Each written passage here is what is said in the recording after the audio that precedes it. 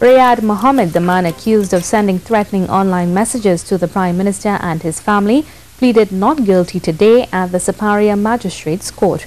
After learning of the gruesome murder of 13-year-old Vidish Subar and 56-year-old Hafiza Rose Mohammed, Mr. Mohammed responded to the double murder by posting a statement on social media, which the TTPS saw as an attack on the Prime Minister and his family.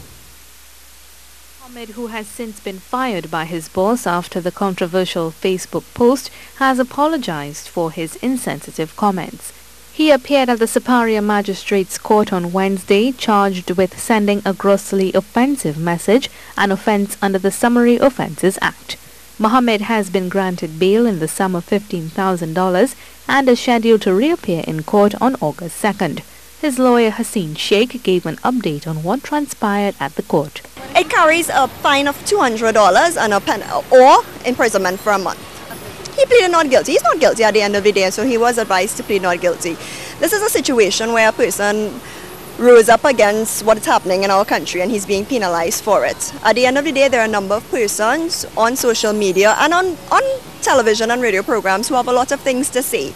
And the reality is, it's a lot of emotion, and I think we've been distracted, and it's been a diversion of the fact that there are innocent people being killed and there is something that needs to be done about it. Mohammed deleted his Facebook account and said he was upset about the state of crime. So unfortunately, Mr. Mohammed may have found himself in a little bit of a sticky situation based on the content of what was said, but at the end of the day, it was an emotional response.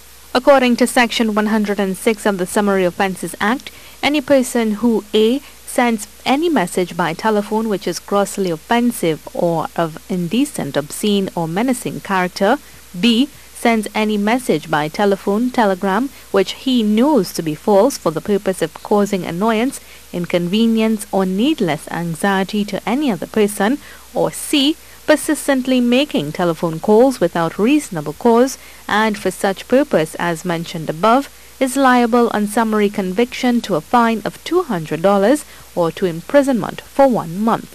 Mohammed was taken into police custody on Saturday but was released after posting bail. Attorney Fareed Ali says this is a very interesting case because from his understanding of the law, if an individual is inciting violence, then he is to be prosecuted for his action. He told us there is no law which addresses the specific issue of social media information.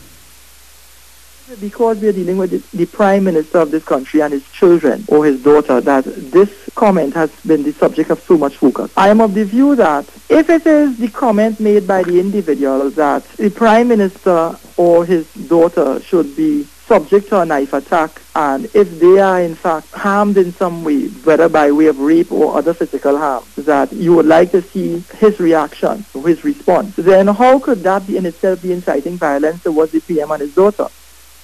He said the comment made on social media should have been taken in the context of everything that had happened. The murder of 12-year-old Vidish Subar and his caretaker Rose Mohammed.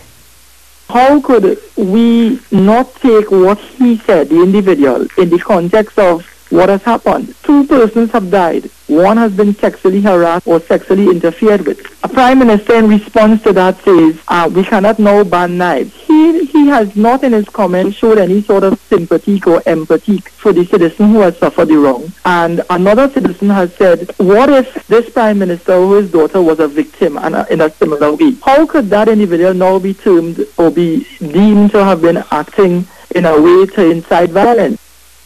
However, he said this speaks to a much larger issue, that of legislation, more specifically cyber legislation.